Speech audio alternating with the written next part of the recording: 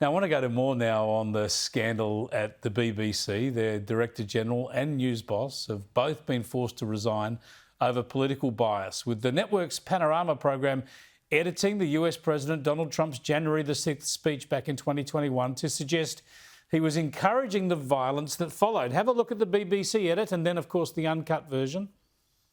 We're going to walk down to the Capitol, and I'll be there with you, and we fight.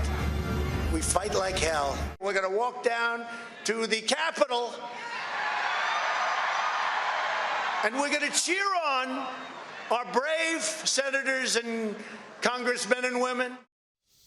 Yeah, as I showed you earlier, our ABC made a very similar edit, editing out that stuff about going down there to cheer on senators and Congress people.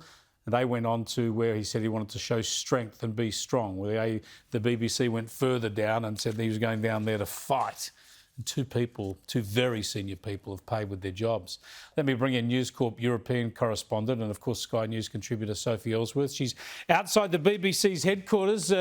Focus of so much controversy for so long, but with the Director General going and the news boss, Sophie, it's going to be a massive shake-up, isn't it? Things just might change.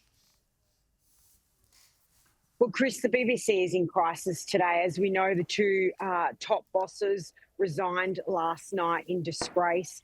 And now there is a massive spotlight on the BBC yet again, because they've been accused of institutional bias for a series of reports, including that report you clearly outlined in your editorial about the Trump documentary that was on their Panorama program. But today, just some of the front pages here. Chris, you know I love showing them to our viewers. It's fantastic. Here on the front of the Sun, the B boss quits. We've got this one over Trump lies.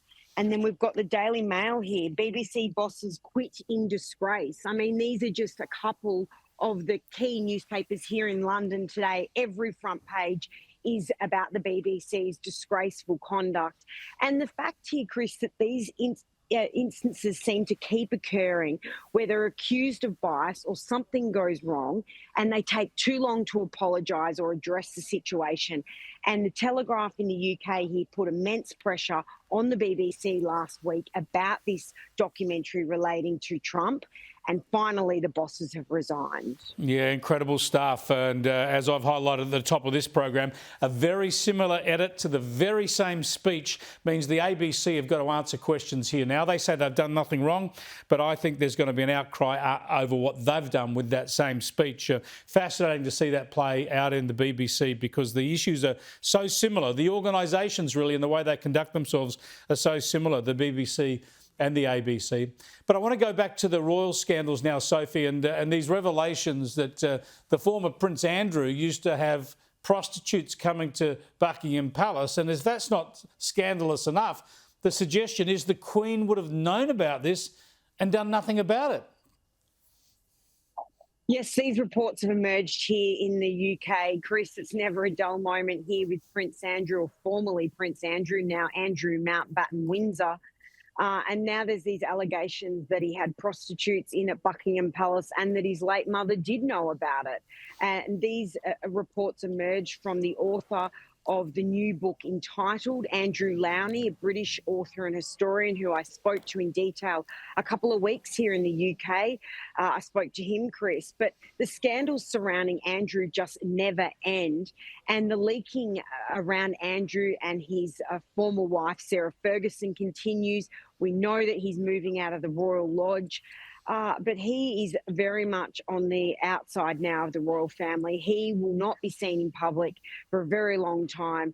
He's, gone into exile, really, and we know that he'll be moving to Sandringham possibly in the new year. So the bad headlines just continue for him. And sadly for the royal family, they cannot shake this, Chris. Be almost impossible for him to hide. I suppose the expectation is on the Sandringham estate there'll be security around there. He basically just live his life there for a while and have to sneak out if he ever wants to go anywhere.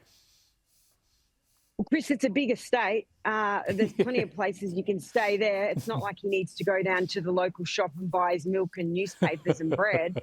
He can get that done for him, but he will not be seen out in public.